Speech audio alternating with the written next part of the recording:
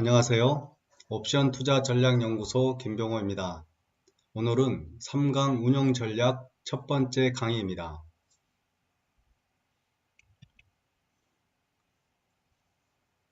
잔존기간이 동일한 상황에서 V 코스피 지수의 높낮이에 따라 옵션 가격 변화의 차이를 비교해 보도록 하겠습니다. 옵션 만기일은 매월 두 번째 목요일로 고정되어 있으므로 매월 당월물 첫 거래일은 잔존기간이 4주 또는 5주가 남게 됩니다. 당월물은 매월 4주, 즉 28일 이상의 잔존기간을 갖고 시작하기 때문에 28일을 기준으로 당월물 등가와 일외가 옵션 가격의 양합을 정리해 보았습니다. 표에서 2017년 12월 14일은 V 코스피 지수가 11.06이고 콜옵션과 풋옵션 등가 가격의 합계는 6.63이고 일외가 가격의 합계는 4.51입니다. 다음 달 2018년 1월 11일은 V 코스피 지수가 11.00이고 등가합은 7.21이고 일외가 합은 5.02입니다. 그리고 2018년 2월 9일은 V 코스피 지수가 23.73으로 꽤 높은 편이고 이때 등가합은 13.98이고 일외가합은 12.17입니다.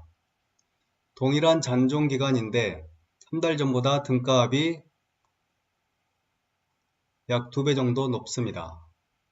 그만큼 시장 참여자들이 앞으로 변동성이 높을 것으로 예상하여 훨씬 높은 프리미엄이 붙은 가격으로 거래가 되었습니다. 2017년 12월부터 2018년 12월까지 13개월간의 자료를 정리하면 오른쪽 차트처럼 나타납니다. 등가합과 일외가 합 가격을 다른 색으로 표시하였습니다.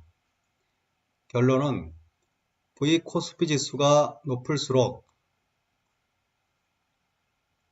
옵션 가격의 프리미엄도 높다라고 말할 수 있고 매우 높은 양의 상관관계를 보인다고 할 수 있습니다. 따라서 옵션 투자에서는 미래의 지수를 맞추려는 노력보다는 V 코스피 지수가 높은지 낮은지에 따라서 옵션 가격의 프리미엄을 적절히 활용하는 전략이 더 유효합니다.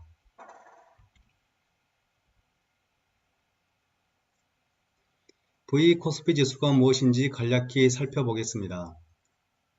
V 코스피 지수는 대한민국의 대표 주가 지수인 코스피 200의 변동성을 보여주는 지수입니다. 빅스는 미국의 지수, V스톡스는 유럽의 지수입니다. 변동성 지수란 향후 30일 동안의 미래 변동성에 대한 시장의 기대치를 코스피 200 옵션의 내재 변동성에서 산출해 지수화한 것으로 일명 공포지수로 불립니다. 금융시장에서 변동성이란 쉽게 이야기하면 가격이나 지수가 위아래로 출렁이는 정도를 말하는 것인데 그 정도가 심하면 시장 참여자들이 공포 단계로 접어들기 때문에 공포지수라는 별명을 가지고 있습니다. 이 변동성의 추이를 잘 관찰하고 또 앞으로의 방향성과 그 정도에 따라 적절한 옵션 전략을 구사하는 것이 중요합니다.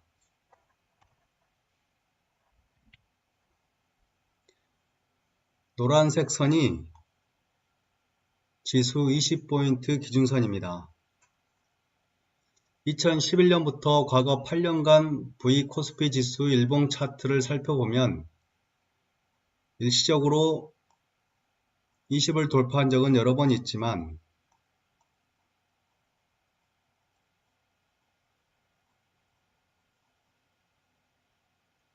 전체적으로 20포인트 이하에서 머무는 기간이 더 길었습니다.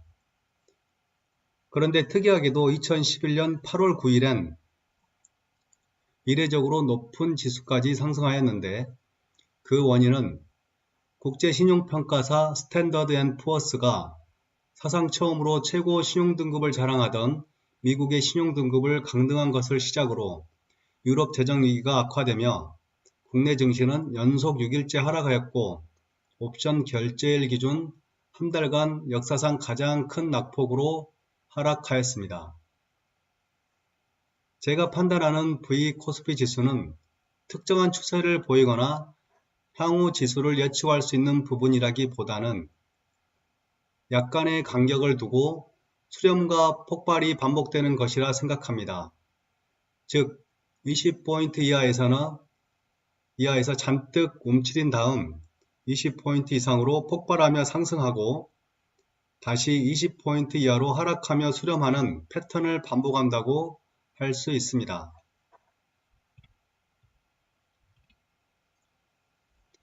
최근 3년간의 V-코스피 지수 차트를 살펴보면 4, 5개월 간격으로 지수가 20포인트를 돌파하는 패턴을 보여주고 2018년 미중 무역 갈등이 이슈화되면서 지수가 19포인트 근처에서 오랫동안 지속되는 흐름을 보여주고 있습니다.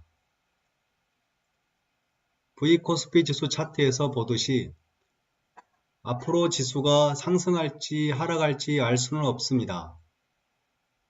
다만 현재의 지수의 위치를 알고 거래할 옵션의 가격 정보를 바탕으로 목표 수익률을 달성할 수 있는 적절한 조합을 하는 것이 중요하다고 할 수 있습니다.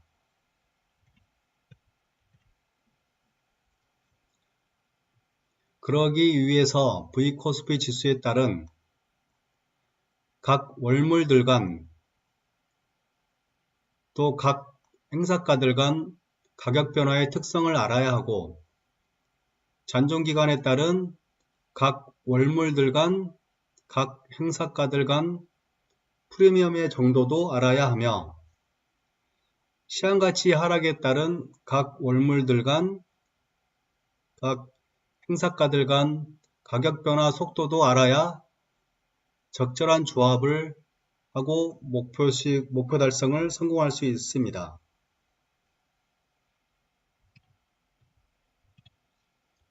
앞에서 언급한 세 가지 변수 중 제 운영 전략에서 무엇보다 중요하고 언제나 내 편에서 싸워주는 강력한 무기는 바로 시황가치 하락입니다.